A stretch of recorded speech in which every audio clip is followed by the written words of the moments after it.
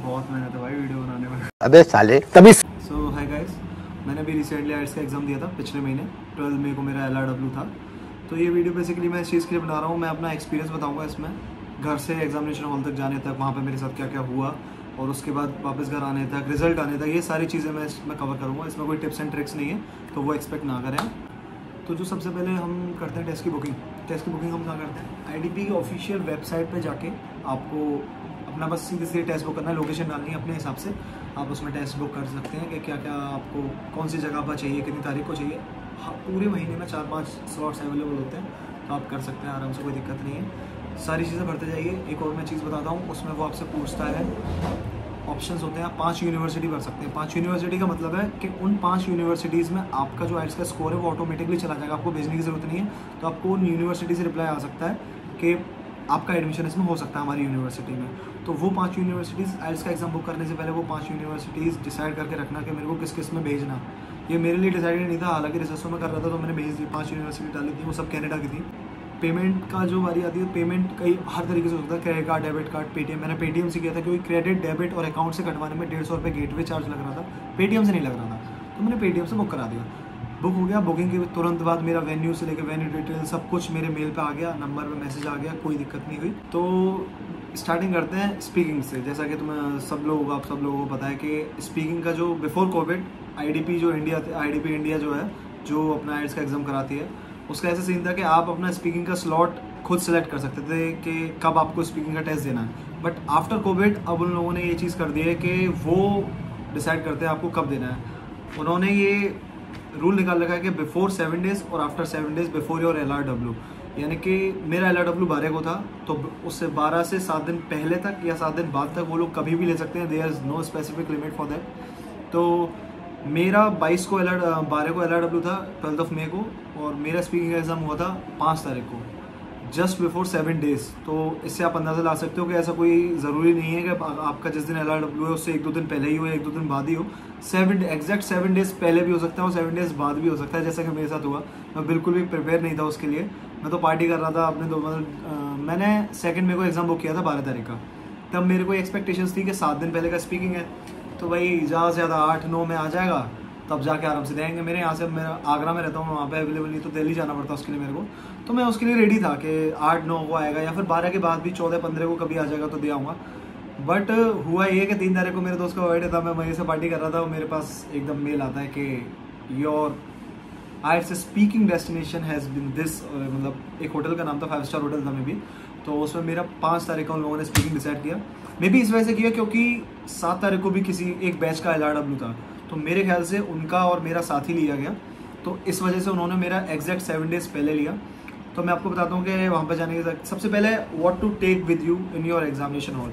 जब आप speaking exam देने जाते हैं, मैं 7 दिन पहले एग्जाम देने गया था, तो मैं तो अपने साथ कुछ भी लेके नहीं गया था, बट मेरे को वहाँ जाके पता चला मेरे को क्या क्या लाना था। वैसे वो मेल पे मेंशन करके भेजते हैं, आपको एक कंफर्मेशन मेल भेजेंगे जिसमें आपकी डेस्टिनेशन होगी कि आपको किस जगह पे आना है, क्या क्या एड्रेस है आपका, वहाँ आप पहुँचें। उसमें ये लिखा होगा कि please take a colour print out of this mail. जो मेल उन्होंने आपको कंफर्मेशन के लिए भेजा है उसका प्रिंट आउट लेके जाए, तो वो आपको अपने साथ लेके जाना है। मैं लेके नहीं गया था, मुझे लगा क्या ही होगा उसका, बट वो ज़रूरी है। उन्होंने मुझसे मांगा था, मैंने मना कर दिया, सर मेरे पास है नहीं वैसे है, तो उन्होंने कहा चलो ठीक है चल जाएगा, बट आपको लेके आना चाहिए था।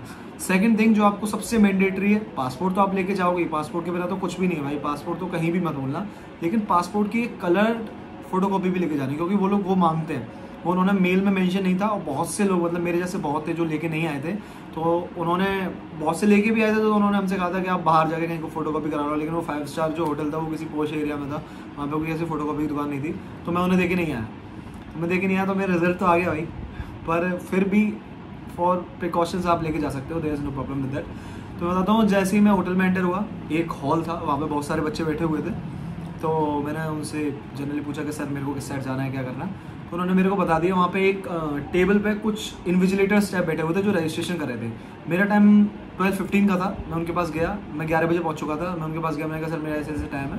उन्होंने कहा आप 12 बजे मेरे पास आना, मतलब आप अगर टाइम से पहले ही पहुँच जाते हैं दैट डजंट मैटर, आप मजे से जाके बैठे, AC चल रहा होता है, पानी वानी सब होता है वहाँ पे, खाने को कुछ नहीं होता। ये एक्सपेक्ट करके मत जाना कि आपको वो लोग कुछ खाने को देंगे, भाई पूछते भी नहीं है कि आप कुछ खा के आए हो। मैं यहाँ से 250 किलोमीटर दूर चल के गया था आगरा से, खुद ही खा के गया था भाई, उन्होंने कुछ भी नहीं दिया, उन्होंने सिर्फ पानी दिया, जितना हो सके उतना पानी पी लो, उससे ज़्यादा कुछ, ज़्यादा ही मत पीना भाई, टेस्ट में फिर दिक्कत हो जाती है। तो उसके बाद मैं जब मेरा टाइम हुआ मैं उनके पास गया, उन्होंने मेरा पासपोर्ट लिया तो उन्होंने मुझसे कलर फोटोग्राफ और ईमेल की फ़ोटोकॉपी तभी मांगी, वो जो मेरे पास नहीं थी। तो उसके बाद उन्होंने मेरा रजिस्ट्रेशन करवाया 2 जगह, 2 पेपरों पे मुझसे मेरी डिटेल से एंट्री करवाई कि आपका नाम ये है, पासपोर्ट नंबर ये है, ब्ला ब्ला। फिर मेरे को एक टेबल पे बिठाया गया, वहाँ पे उस पर फ़ोटो खींची उन्होंने, मेरी पीछे पर्दा लगा हुआ था, तो इस टाइप से मतलब बिल्कुल ऐसी फीलिंग आई थी जैसे मैं कहीं फॉरेन कंट्री में हूँ, वहाँ से इम्पोर्ट किया जा रहा है मेरे को, कि ये कैदी पकड़ा गया। मतलब वहाँ का माहौल मैं बताऊँ, माहौल उस जगह का बेसिकली ऐसा था कि जो इन्विजिलेटर्स, जो आपने स्क्विड गेम्स देखी है, बिल्कुल वैसा सीन था। आप किसी से कुछ ही पूछोगे ना, they are not going to say a single word, they just इशारा कर देंगे, ये ऐसे वो ऐसे, इस तरीके से बात करते हैं वो। उनको पता नहीं अलाउ नहीं है या कुछ भी सीन है, वो एंटू होते हैं वो पैसा ज़्यादा होता है उनका। तो किसी से बात तो हुई नहीं, तो मैंने उनसे पूछा, वो सब इशारे बता के मेरे को कर दिया। फिर वो रजिस्ट्रेशन हो गया। तो उस दिन क्या हुआ था, जब हम बैठ के मैं स्पीकिंग एग्ज़ाम देने गया था, तो उस होटल के अराउंड 5 या 6 ऐसे रूम थे जहाँ पे स्पीकिंग एग्ज़ाम चल रहा था ओवरऑल, जिसमें से 4 फॉरेनर्स थे और 1 नॉर्थ इंडियन लेडी थी। जो मैंने बच्चों से पूछा था, क्योंकि कुछ बच्चे किसी रूम में देख के आ रहे हैं, कुछ कहीं देख के आ रहा है, तो उनसे मैंने पूछा था, तो वो एक बच्चा उसमें से था जिसका नॉर्थ इंडियन लेडी के साथ था, और उसने मुझसे कहा था कि भाई वो नॉर्थ इंडियन लेडी मतलब बहुत ज़्यादा स्पीड में ले रही है और ये सब। और बाकी फॉरेनर्स जितने भी थे, उन फॉरेनर्स का एक्सपीरियंस बच्चों ने अच्छा बताया कि भाई फॉरेनर्स बहुत सही अच्छे से एग्जाम ले रहे हैं, कोई टेंशन नहीं है, आपको पूरा टाइम देंगे बोलने का, बस अपने व्यूज़ क्लियरली बोलना, काम रहना। तो मैंने वो चीज़ सोची। 12 में मेरा टाइम हुआ, उन्होंने मेरे को एक स्लिप दी that you have to go in this room, उन्होंने उस पर रूम नंबर लिखा हुआ था। मैं गया, तो भाई मैं जैसे ही पहुंचा, एक बंदे ने मेरे को डायरेक्शन दिया कि आप इस रूम में चले जाओ। मैं उस रूम में गया तो वहाँ पे नॉर्थ इंडियन लेडी बैठी हुई थी। तो साला ये दुख का खत्म नहीं होता बे। इतना बुरा नसीब मेरा कि इतने 4 फॉरेनरों को छोड़ के मेरे को बस एक वो नॉर्थ इंडियन लेडी मिली। और मैं बताता हूँ क्या हुआ मेरे साथ। मैंने गेट के अंदर एंटर हुआ, गेट बंद किया, गेट बंद कर नहीं पाया, उसने उससे पहले बोला hi Karan Singh, this is your speaking exam, I am recording for marketing purpose, blah blah blah. मैं बैठ नहीं पाया, ma'am may I sit, yes you can.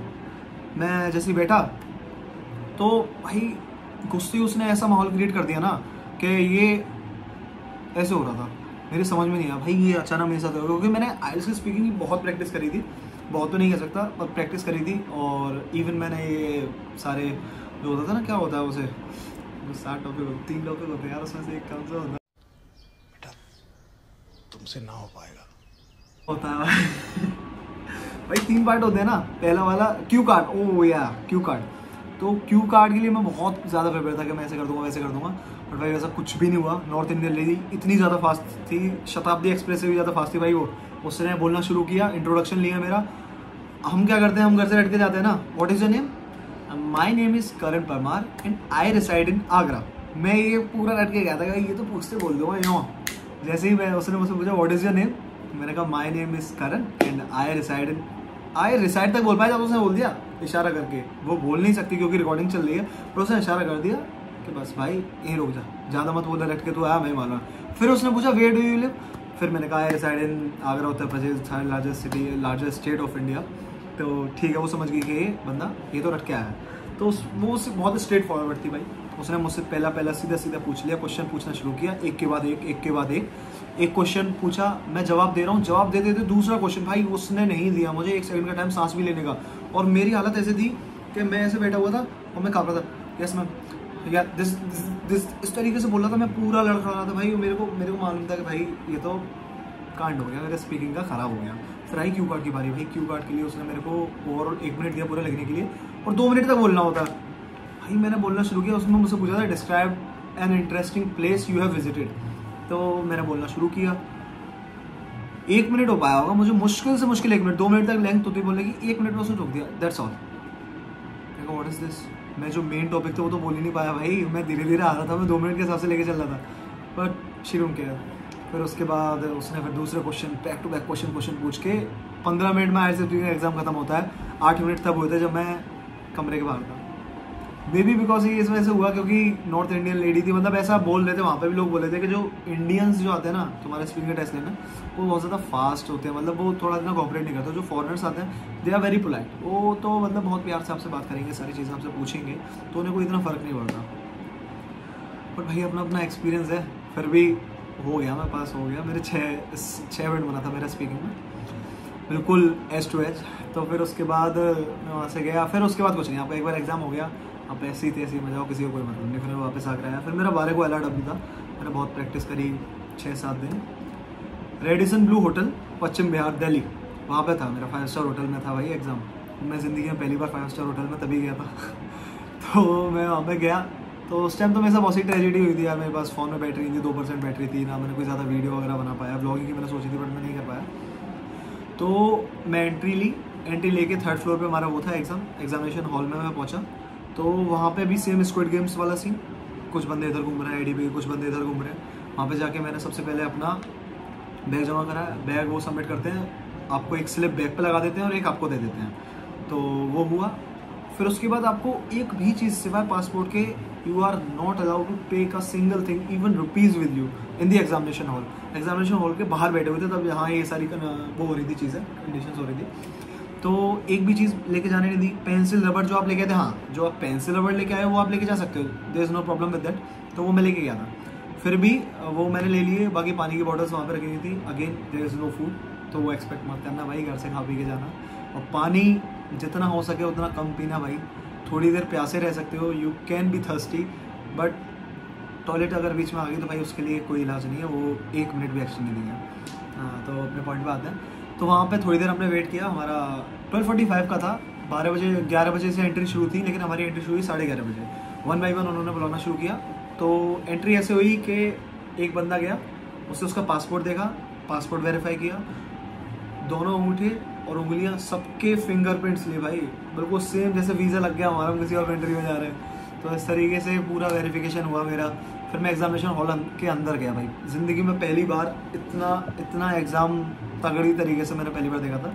तो उसमें अराउंड 50 to 60 टेबल्स थी, जैसे मैं यहाँ पे बैठा हुआ, ये टेबल पे फ़ोन रखा हुआ है, मैं यहाँ बैठा हुआ हूँ, तो ऐसे ही टेबल्स थी। हर टेबल पे एक बंदे का प्री डिस्क्राइब था कि भाई ये बंदा यहाँ बैठेगा। उस पर एक छोटा सा, जैसे ये फ़ोन है तो इस फ़ोन के बराबर एक प्लेट सी रखी हुई थी, उस प्लेट के अंदर नाम, मेरा नाम था, मेरा passport number, candidate number, registration number, वो सारी चीज़ें, डेट ऑफ बर्थ से लेकर सब कुछ उस पर लिखा हुआ था।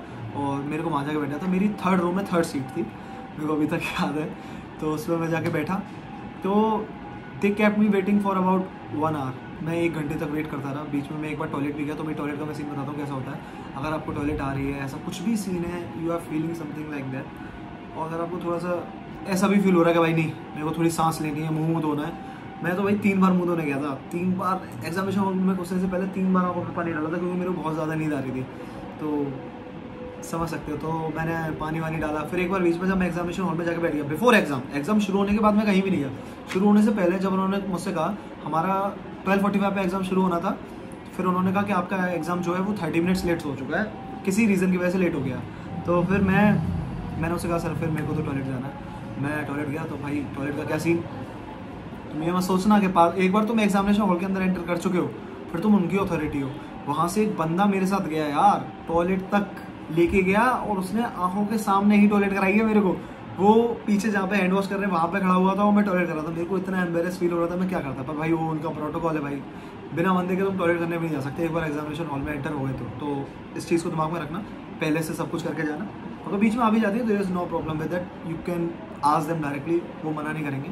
और पर एग्ज़ाम में मैं यही रिकमेंड करूँगा कि जो भी करना है एग्ज़ाम शुरू होने से पहले कर लेना भाई, क्योंकि एग्ज़ाम के बीच में अगर तुम जाओगे तो वो तुम्हें एक भी सिंगल मिनट भी ज़्यादा नहीं देंगे। आई नो वीडियो थोड़ी लंबी हो रही है, बट मैं यार एक पॉइंट आप लोगों को बताना चाहता हूँ, क्योंकि मैं जब एग्ज़ाम देने गया था ना, तो मुझे बहुत वीडियोज़ मिले यूट्यूब पर। सारे वीडियोस में ये तो बताया गया कि क्या क्या होता है, कैसे होता है, बट किसी ने ये डिफाइन नहीं किया था कि एग्जामिनेशन हॉल के अंदर क्या क्या एक्सपेक्ट कर सकते हैं, और उस चीज़ का मेरे स्कोर पे बहुत ज़्यादा फ़र्क पड़ा। तो फिर उसके बाद हमारा पहला आता है मॉड्यूल लिसनिंग का। तो लिसनिंग में जैसा आपको पता होगा, पहले वो रिकॉर्डिंग करते हैं, तो मैं ये बता देता हूँ क्या होता है। हेडफोन होते हैं, यूबोन्स के थे, हेडफोन की क्वालिटी बहुत सही थी, मेरे कान पे तो पूरे आ गए थे, मतलब कोई भी हो नॉर्मल बंदे के आराम से आ जाएंगे। और आपकी टेबल पे एक कोने में, कॉर्नर में एक इतना बड़ा बॉक्स होता है, उस बॉक्स पे एक ही वॉल्यूम होता है, जिससे आप वॉल्यूम एडजस्ट कर सकते हैं, वॉल्यूम एडजस्टर होता है। तो उससे तुम आराम से, मतलब क्वालिटी ऐसी थी कि आपने घर पे कैसे भी हेडफोन में प्रैक्टिस करी हो, आप इजीली उसमें आराम से टेस्ट दे सकते हो। मतलब बहुत से बच्चों के दिमाग में ये क्वेश्चन होता है कि यार हेडफोन्स वहाँ पे कैसे मिलेंगे, मैं तो यहाँ पे बहुत अच्छी क्वालिटी कर रहा हूँ। तो don't be worried about that, बहुत सही है। वो लोग भी जानते हैं कि भाई लिसनिंग में कितनी ज़्यादा अगर एक बी वर्ड इधर टेढ़ा मेढ़ा होता है या मतलब हेडफोन्स में आवाज़ कम आती है तो बच्चों को कितनी दिक्कत होती है। तो बहुत तेज़ आवाज़ थी, मतलब तुम्हें आवाज़ कम ही रखनी पड़ेगी, आवाज़ फुल पे तुम नहीं कर पाओगे एग्ज़ाम। तो पहले उन्होंने हमारा 15 मिनट तो ऐसे किया, पूरा एक एग्ज़ाम एक तरीके से पूरा एग्ज़ाम वो लोग चलाते हैं 30 मिनट्स का, अबाउट 30 मिनट्स का तो नहीं होता, खैर 15-20 मिनट का होता है। तो पूरा एग्ज़ाम पहले वो चलाते हैं, एक हर एक बच्चे के हेडफोन्स में चल रहा होता है। तो पूरा एग्ज़ाम उन्होंने चलाया, बच्चों ने अपने हिसाब से वॉल्यूम सेट किया, मैंने भी अपने हिसाब से वॉल्यूम सेट कर लिया। उसके बाद उन्होंने इंस्ट्रक्शंस दी आपको क्या क्या करना है। उसमें उन्होंने ये भी बताया कि अगर कोई बंदा यहाँ पे चीटिंग करता है, वो पकड़ा जाता है या करता है, वो 2 साल के लिए ऐड से बैन हो जाएगा। ये धमकी थी भाई, सीधी सीधी धमकी दी थी उन्होंने। मतलब सामने एक हॉल के अंदर बड़ा सा प्रोजेक्टर की स्क्रीन लगी हुई थी, उस पर सारे इंस्ट्रक्शंस चल रहे थे और एक लेडी एम्पोरियम पे खड़े होकर उन इंस्ट्रक्शंस को रीड कर रही थी और बच्चों को एलैबोरेट कर रही थी। तो उन्होंने ये भी बताया कि अगर कोई बच्चा चीटिंग करते हुए पकड़ा जाता है तो वो 2 साल के लिए बैन होगा। अगर आज ये वीडियो बना रहा हूँ तो आज 10 जुलाई है, अगर आज मैं आइल्स से बैन होता तो मैं अगली 10 जुलाई तक बैन हूँ। अगर मैंने 9 जुलाई को भी अपना आइल्स का दोबारा एग्जाम बुक किया तो वो फीस वापस नहीं करेंगे और आप बैन हो तो आपको एग्जाम भी नहीं देने दिया जाएगा। ये बात उसने बताई थी मेरे को, तो वो मैं आपको बता रहा हूँ। वैसे ऐसा होता नहीं है यार, वो सबको पता है 15,000 रुपये का एक एग्जाम है तो बच्चे के साथ ऐसा नहीं करें, बट बहुत रूल्स बहुत स्ट्रिक्ट है भाई, चीटिंग करने की सोचना भी मत, कोई हिसाब ही नहीं है। डिस्टेंस बहुत होता है सीट्स में और प्रोहिबिटेड है एक तरीके से बिल्कुल। और एक इन्विजिलेटर नहीं, एक क्लासरूम में, हाँ मैं ये बताना भूल गया भाई, कम से कम नहीं तो 20 से 25 बंदे होते हैं तुम्हारे ऊपर। 4-5 लोग सामने टेबल पे बैठे होते हैं, एक डीजे वाला होता है, मतलब जो वॉल्यूम वो चलाता है, और 4-5 बंदे बाहर चेकिंग कर रहे होते हैं और 8-10 बंदे अंदर हॉल में घूम रहे होते हैं। मतलब एक एक बंदे पर नज़र होती है, तुम कुछ भी उल्टा सीधा गलत नहीं कर सकते वहाँ पे। ये बहुत अच्छी चीज़ थी, रूल्स बहुत स्ट्रिक्ट थे, अच्छा भी था ये कि एकदम फेयर एग्ज़ाम होगा, और वही हुआ था। फिर लिसनिंग का हमारा उन्होंने पहले चलाया, सब कुछ डन। फिर उन्होंने हमें दी क्वेश्चन शीट दी, उसमें क्वेश्चंस लिखे हुए थे सारे, you are not allowed to open it. उनके बोलने से पहले, जब तक वो नहीं बोलेंगे तब तक आप उसे ओपन नहीं कर सकते। तो वो एकदम सील पैक था, सील पैक तो नहीं था खैर, पर बंद करके उन्होंने दे दिया। तो हम पहले बैठे रहे, फिर उन्होंने आंसर शीट दी। आंसर शीट लिसनिंग और रीडिंग की दोनों की एक ही होती है। तो इस चीज़ को दिमाग में लेके चलना कि जब आप रीडिंग का एग्ज़ाम दे रहे होगे उस वक्त आपके पास लिसनिंग के आंसर्स भी होंगे। अगर आपकी कोई गलती आपसे लिसनिंग के एग्ज़ाम में हो गई है तो ऐसा कुछ नहीं है, अगली 1 घंटे तक आपके पास आंसर शीट होगी। अगर आपने कोई गलती करी है और आपको कहीं से आंसर मालूम पड़ गया, वैसे तो नहीं मालूम पड़ेगा, कोई चांस नहीं, अगर पड़ गया गलती से तो आप उसे चेंज कर सकते हो। वो मना करते हैं कि आप दोबारा टर्न नहीं कर सकते, बट इतना कोई नहीं है भाई, हो जाएगा चेंज अगर हो पाया तो। नहीं हो पाया तो भाई जो जैसा एग्जाम हुआ तो वही। तो फिर हमारा 30 मिनट एग्जाम चला, बहुत अच्छा एग्जाम हुआ, मतलब कोई दिक्कत नहीं, कहीं कैसे भी कोई डिस्टर्बेंस नहीं, मज़े से एकदम एग्जाम हो गया। लिसनिंग का हुआ, लिसनिंग का होने के तुरंत बाद ऐसा भी नहीं कि बस बैठ के मैं यही कर पाया था, जब तक मेरी क्वेश्चन शीट जो थी लिसनिंग की वो उन्होंने अपने आप ले ली, मेरे को रीडिंग की दे दी। सबके पास जैसी रीडिंग की डिस्ट्रीब्यूट हो गई, सामने प्रोजेक्टर पे टाइम चल रहा था, उन्होंने टाइम कर दिया स्टार्ट। टाइम स्टार्ट होते ही सीधे स्ट्रेट फॉरवर्ड। इसके बीच में मैं आपको एक चीज़ बताना चाहूँगा कि जब लिसनिंग की क्वेश्चन बुक वो आपसे लेते हैं, रीडिंग की देते हैं, रीडिंग में आप मतलब ऐसा होता है, देखो 50-60 बच्चे हैं, अब धीरे धीरे करके ही बांटेंगे तो उसमें 5-6 मिनट लगते हैं। मैं आगे बैठा था तीसरे नंबर पर, मेरे को जल्दी मिल गई, तो मैंने तो ये चीज़ नहीं करी यार, हिम्मत नहीं हुई, पर मेरे को अभी तक अफसोस होता है। अगर मैं वो कर लेता तो 5 मिनट ज़्यादा मिलते, वैसे तो कोई फ़ायदा नहीं है, पर 5 मिनट मेरे को ज़्यादा मिलते। तो उसमें ये सीन होता है कि अगर इन्विजिलेटर बांट रहे हैं, जब तक आपके पास आंसर शीट आ चुकी है, तो अगर आप चाहो तो पेज टर्न करके पढ़ना शुरू कर सकते हो। वैसे वो मना करते हैं कि प्रोहिबिटेड, आप ऐसा नहीं कर सकते, बट यू कैन, इतना कोई ध्यान नहीं देता। ऐसा भी नहीं कि एकदम खुल्ला यूँ लेके बैठ गए भाई, ना, आराम से तरीके से आप चाहो तो कर सकते हो। मैंने ऐसा करने की कोशिश करी थी, लेकिन वो 1 मिनट पहले, तो उसका कोई ज़्यादा फर्क नहीं पड़ा, बट हाँ मैंने कर लिया था, किसी ने कुछ कहा नहीं, देखा ही नहीं होगा शायद किसी ने। मैं चीटिंग करने बहुत होशियार हूँ बचपन से। तो फिर उसके बाद हमारा रीडिंग का एग्ज़ाम शुरू हुआ। रीडिंग के एग्ज़ाम ऐसा होता है ना यार, इसमें टाइमिंग का बहुत ज़्यादा लफड़ा होता है। 1 घंटे सामने घड़ी चल रही है, फट रही है कि भाई टाइम निकला जा रहा टाइम, तो उसमें कोई ना तो तुम्हें कोई चीटिंग कराने वाला वहाँ पे है, और ना तुम किसी के में से कर सकते हो। कोई कैसे करा देगा यार, किसी के पास इतना टाइम थोड़ी है, फ्री थोड़ी बैठा तुम्हारे लिए कोई। तो फिर हमारा रीडिंग का वो 1 घंटे में बैठा रहा, मैंने बहुत अच्छे से रीडिंग का एग्ज़ाम दिया, कोई दिक्कत नहीं है। रीडिंग का एग्ज़ाम हुआ तो अगेन लिसनिंग और रीडिंग की एक ही आंसर शीट थी, उन्होंने आंसर शीट ली, क्वेश्चन में भी कुछ भी नहीं दिया भाई मेरे को, वो ले ली। अच्छा हाँ, मैं आपको एक चीज़ बताना भूल गया, पेंसिल, रबड़, कटर सब कुछ आपको टेबल पे आपके ऊपर रखा मिलेगा, तो उसकी टेंशन मत लेना। अपने लेके गए हो उनसे भी कर सकते हो, वो देते ही देते हैं, तो उसकी कोई दिक्कत नहीं है। एग्जामिनेशन हॉल में भी पानी फुल है, पानी तो हर जगह भाई, पानी गंगा बह रही है, कोई टेंशन नहीं है, पानी तो चाहिए देना, पियो, कुछ खाने को नहीं देंगे तुम्हें। तो खाली पेट भाई ज़्यादा पानी का पीना, फिर से कह रहा हूँ। फिर उसके बाद हमारा हुआ राइटिंग का एग्ज़ाम। तो राइटिंग एग्ज़ाम में आगे आंसर शीट, लिसनिंग, रीडिंग की ली, फिर एक क्वेश्चन बैंक उसकी दी, राइटिंग की। इन सब के बीच में ना हर एक एग्जाम के बीच में आपको अबाउट 5-5 मिनट का टाइम मिला। लिसनिंग में तो बीच बीच में टाइम मिलता है, लिसनिंग का तो आपको पैटर्न मालूम होगा उसमें कैसे कैसे होता है, और इन सब के बीच में अराउंड 5-5 मिनट का टाइम मिला। तो उस 5-5 मिनट में 5 मिनट का रेस्ट भाई बहुत होता है, 3 घंटे में लगातार। तो 5-5 मिनट का रेस्ट मिला। फिर हमारा राइटिंग का हुआ, तो राइटिंग का उन्होंने मेरे को आंसर शीट दी, 2 दी उन्होंने, टास्क 1 के लिए और टास्क 2 के लिए। तो मैंने टास्क 1 से करना शुरू किया, क्वेश्चन बुक भी दे दी उन्होंने। टास्क 1 से मैंने करना शुरू किया, तो फिर से 1 घंटा टास्क 1 मैंने किया, टास्क 2 किया। दूसरी चीज़, अगर आपकी टास्क 1 की, वैसे टास्क 1 की तो नहीं भरती, एक पेज देते दोनों का। अगर टास्क 1 का भर गया तो आप दूसरा ले सकते हो, टास्क 2 का भर गया तो भी आप दूसरा रखते हो, there is no problem with that. हाँ, लेने में टाइम लगता है, लेने में क्या, आप उनसे बोलोगे तो वो हाथ तो 1-8 मिनट जो लगेगा वो लगेगा, वरना आपको जितने चाहिए होते हैं, वैसे तो लिमिट होती है, वो पता है 150 और 250 टास्क 1 टास्क 2 की। बट मेरे को दूसरी उसकी आंसर शीट की ज़रूरत पड़ी थी। मैंने पहले टास्क में तो नहीं, पहले टास्क में मैंने अबाउट 185 वर्ड्स लिखे थे, दूसरे टास्क में मैं 350 वर्ड लिख के आया था। तो मेरे को उसमें 3 पेजेस की ज़रूरत पड़ी थी। पहला टास्क 1 के लिए अलग, टास्क 2 के लिए अलग, टास्क 2 के लिए फिर मैंने एक ओवरऑल मैंने 3 पेज लिए थे। तो फिर उसके बाद सब कुछ एग्ज़ाम हो गया, सबमिट कर दिया, फिर चैन की सांस ली भाई। मतलब मैं आपको बता रहा हूँ, ऐसा माहौल क्रिएट हो गया था उस एक जगह पे। सब लोग इतने एंथुसियास्टिक थे भाई, एकदम सब जोश में कि एग्ज़ाम देना है, सारे बच्चे जनरल वाले बैठे हुए हैं। और एक सबसे बेस्ट चीज़ बताया क्या, आप भी एग्ज़ाम देने चाहते हो ना, तो आपको हर एज के लोग मिलेंगे। मेरे बगल में बूढ़े लोग बैठे हुए जो आइल्स जनरल का दे रहे हैं, हम आइल्स अकेडमिक का दे रहे हैं। मेरे बगल में एक लड़की बैठी हुई है, सामने एक लड़का बैठा हुआ वो 3री बार दे रहा है, जो उधर बैठा हुआ वो 2री बार दे रहा है। तो कोई मज़ा आता है देने में, मतलब लगता है कि हाँ आपने पैसा खर्च किया तो आप किसी अच्छे लेवल का एग्ज़ाम दे रहे हो। तो भाई once in a life experience है, हर किसी को लेना चाहिए। अगर आप कहीं नहीं भी जा रहे हो, यार 15,000 रुपये कोई बड़ी नहीं है, आपकी इंग्लिश का टेस्ट हो रहा है, आप कितनी अच्छी इंग्लिश बोलना जानते हो। तो ये हुआ। फिर उसके बाद हम लोगों ने जब तक आंसर शीट का लेकर थे, तो मैं इधर एक लड़की बैठी थी, सामने 2 लड़के बैठे थे, तो हम 4 लोग मिलकर ग्रुप में हमने गॉसिप्स करे, बातचीत करी, एक दूसरे की इंस्टा आईडी ली भाई, रिजल्ट पूछने के लिए, नंबर लिए। शाबाश बेटा। उसके बाद हम वहाँ से बाहर निकले तो कुछ भी नहीं था हमारे पास। पेंसिल रबड़ जो तुम्हें दिए थे उनने, वो तुम अपने घर लेके जा सकते हो। मेरे घर पे अभी भी वो पेंसिल रबड़ रखे हुए हैं, और मैं हमेशा सवाल कराऊंगा कि यार उसके एग्ज़ाम में मिले थे। फिर उसके बाद बाहर से जाके अपना बैग कलेक्ट करो, और पानी फिर से पीना है तो फिर से पी के जाओ, एक बॉटल रखनी है तो रख के ले जाओ, कोई टेंशन नहीं। फिर मैं वहाँ से निकला। फिर उनका IDB वालों का और तुम्हारा कोई रिश्ता नहीं है भाई, तुमने उन्हें 15,500 दे दिए और अपना एग्ज़ाम दे दिया, अब तुम भाड़ में जाओ, अब तो 13 दिन बाद रिजल्ट देंगे। फिर उसके बाद वहाँ से निकलने के बाद फिर हम होटल से निकले आए। फिर उसके बाद तो फिर मैं अपने घर आया, कोई दिक्कत नहीं हुई। फिर उसके बाद भाई आता सबसे डिफ़िकल्ट पीरियड, वो 13 दिन। इंतज़ार नहीं होता भाई, इंतज़ार तो हो जाता है, या तो फिर 2 ही चीज़ें लगती हैं, या तो रिज़ल्ट आए ही नहीं, और आए तो अगले दिन ही आ जाए। क्योंकि 13 दिन में इतना प्रेशर क्रिएट हो जाता है भाई, इतना प्रेशर क्रिएट हो जाता है कि यार कैसा रिजल्ट आएगा। सीरियसली मुझे तो उम्मीद ही नहीं थी कि मेरा IELTS क्लियर भी होगा, क्योंकि मैं तो यही सोच के बैठा था कि दोबारा पैसे देने पड़ेंगे, क्योंकि मेरा स्पीकिंग का बहुत बुरा हुआ था, बहुत बुरा। फिर 13 दिन मैंने वेट किया। मैंने बहुत से लोगों से पूछा जिनका पहला IELTS का मतलब रिजल्ट आ चुका था, उनसे पूछा कि सर 13th डे ही, ये बहुत बड़ा क्वेश्चन होता है बच्चों के मन में कि 13 दिन का क्या कंसेप्ट है, 13 दिन बाद आता है या 13th डे ही आ जाता है। तो इसका जवाब है 13th डे ही आ जाता है।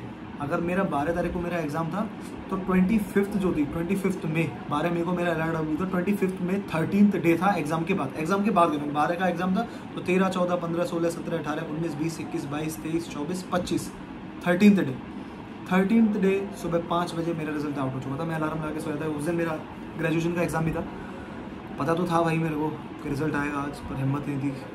फिर भी मैंने सुबह खोल के देखा, रिज़ल्ट आ चुका था। उस पर आपकी स्टूडेंट ID आपको सब कुछ उसमें प्रोवाइड हो जाएगी टेस्ट बुक कराने के बाद।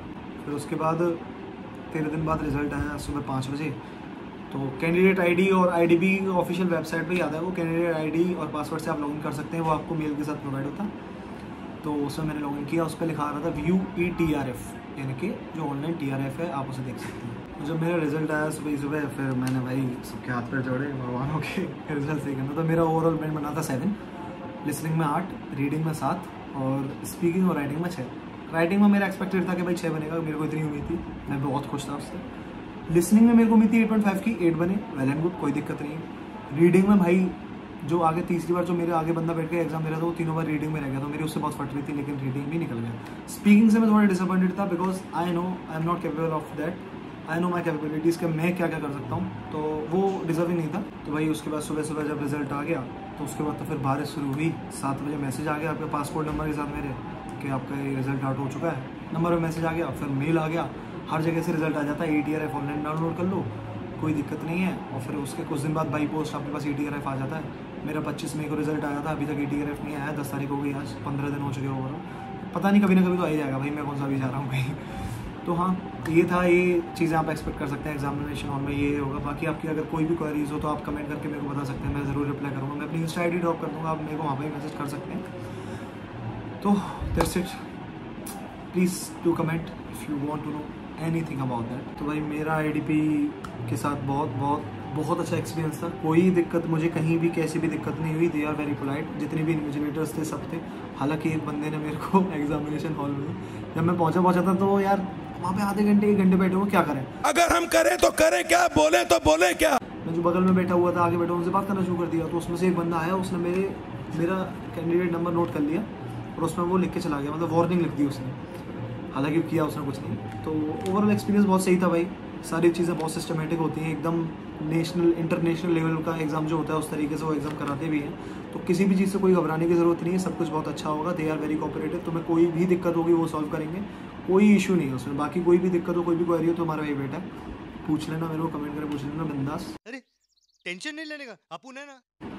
बाकी चैनल सब्सक्राइब कर देना भाई, इन फ्यूचर बहुत से इन्फॉर्मेटिव वीडियोस आने वाले हैं, बहुत सी चीज़ें आने वाली हैं। कोई तरीका है भीख मांगने का?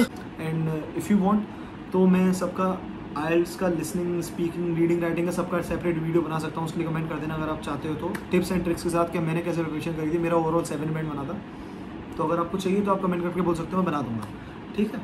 तो दैट्स इट, आज के लिए बस इतना ही, बाकी मिलते हैं दोबारा।